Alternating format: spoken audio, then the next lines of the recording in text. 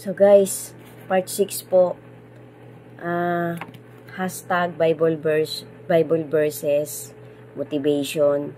So guys, ang context po ng bagong content ko na to, Bible verses nga po, pag-reminisce po natin, pag-cherish po natin sa mga taong nasulat ang mga insidente ng buhay nila, na nagpapakita ng tunay at tapat na faith nila, ng matinding faith nila sa ating Creator at sa kanyang bigatin sa mag-ama. So, kaya ko po ginawa tong content na to para po makapagbigay pa rin ako ng katiting na booster sa bawat isa sa atin, na kapag naaalala natin tong mga incidenting to sa mga taong to, sa mga piling tao na to na nasulat ang buhay nila, in a particular incident ng buhay nila, pinahintulot ng Panginoong mapalagay ang pangyayaring yun sa mga taong to para tumawid ng generation by generation, para po kapulutan natin ang motivation na magdadagdag ng pagkapit natin, ng trust natin sa salvation ibibigay at breakthrough ibibigay ng ating Panginoon sa bawat isa sa atin, according na rin po sa ginawa natin habang nabubuhay tayo at kung paano natin pinakita ang faith natin. So, na-mention ko na po sa mga naunang part. So, bali part 6 na po to guys. Patapos na po to. Binibilisan ko po. Kasi actually ito po parang ano na reposted. Parang ano na po, parang pag-ulit lang ko po ito sa content ko, na nagawan ko na rin po ito ng mga content. Each particular person na naging propeta, na nakatanggap ng breakthrough sa ating Panginoon at sa bigatin sa ating Lord Jesus. So, naalala ko rin po yung so tapos na po yung babaeng dinudugo ng 12 years. So, naalala ko rin po yung isang bulag na lalaki na parang inborn siyang bulag, tapos napadaan sa harapan niya sa kalsadang yun on that particular time, on that particular moment, ang ating Panginoon na kasamang maraming taong followers ng ating Panginoon, pati ang mga 12 apostol niya. Sumigaw tong matandang to guys na Jesus of Nazareth, Son of David. Parang ganun, parang nagtaka tong matandang to kasi nagkakaroon ng commotion, may mga ingay na nangyayari sa paligid niya. Bulag siya, bulag tong lalaking to, tong matandang to. So, parang inalalayan sa ng isang nagmalasakit na siguro isa yun sa mga sumusunod sa Panginoon. Kasi nga po ang Panginoon nung time na yon, nung era niya na yon, nang naging body and flesh nga po ng ating Panginoong Hesus, pinahintulot ng Creator. So, marami na po siyang miracles na ginagawa. So, dumadagungdong na po ang pangalan ng ating Panginoon sa palibot na kanyang pinupuntahan, kasama niya yung kanyang disciples. So, sabi ng matandang to, have mercy on me. So, naniniwala ang matandang to na kapag naawa sa kanyang Panginoon, mawawala ang kanyang pagkabulag. So, out of nowhere po, talagang ipinaramdam ng matandang to na nagtitiwala sa, although hindi naman niya talaga makikita ng harapan kasi bulag nga siya, matindi ang faith niya, ang ating Lord Jesus. So, tinanong siya ng ating Panginoon, anong gusto mong ibigay ko sa'yo, anong gusto mong gawin ko sa'yo. Ang sinagot ng matandang to, I want to see. So, binigyan siya ng Panginoon ng paningin, nakakita siya on that very moment. So, napakaganda po ng breakthrough na ibinigay sa kanya sa pamamagitan ng faith na ipinakita niya. Tapos, yun nga pong lumpo, nabanggit ko na yung lumpong lalaki. So, nagtiis siya dun sa isang paniniwala na akala na yung tubig na kumukulo ang makakapagligtas sa kanya. So, sinabihan siya ng Panginoon na hindi ka maililigtas ng tubig na yan. Ako ang kailangan mo.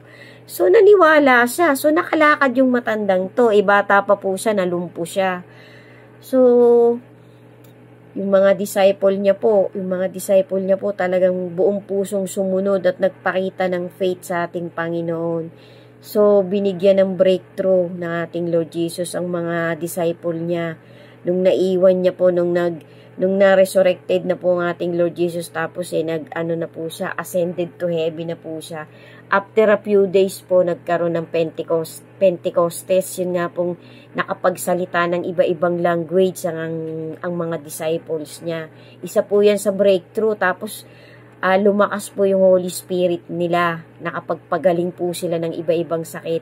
Kung paano po nila nakitang magpagaling ang ating Lord Jesus, ito pong 12 apostol na to, nawala nga po si Judas so pinalitan po siya ni Matias. Si Matias po ang pumalit kay Judas Iscariote para mabuo ulit yung 12, tapos yung mga piling babae pa po.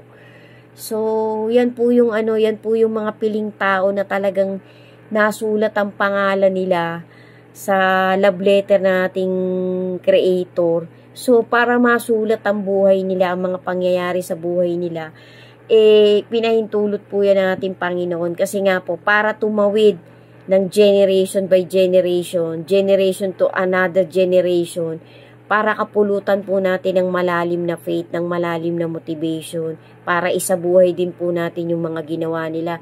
Tapos isa pa po, bago po makalimutan, yung isang babaeng bao, yung babaeng bao po na wala na siyang pera, kundi yung katiting na centavos na hawak niya, na ipinagkatiwala niya yung buhay niya, na ibinigay niya ng buong buo yung abuloy niya, doon sa templo na nanonood noong time na yun ng ating Lord Jesus. Hindi na niya inisip kung saan siya kukuha ng pagkain. Yung babaeng bao na po na ito ay may kapansanan. Pinagaling po siya ng ating Lord Jesus. Kasi pinakita po ng matandang babae na to na kapag ibinigay niya yung pera niyang yun, alam niya magpo-provide ng blessing para makakain siya, ang ating Creator. So, natuwa po sa kanyang Panginoon. Pinagaling po siya, ibingi po itong babaeng to, tapos medyo kuba po siya. Gumaling po siya, guys. So, napakaganda po, napaka-inspiring po ng pinakita ng babaeng to. Para malagay po yung pangyayari yun sa matandang babae na to. Ibig sabihin po, gusto po ng Panginoon nakapulutan natin ng motivation, yung ginawa ng babaeng to. So guys, yan po yung mga para sa akin, piling-pili na mga pangyayari na ginawan ko ng content nga po para po kahit papaano makapagbigay po ako ng konting booster sa mga makakakita ng content ko na to. Maraming salamat po sa inyo guys.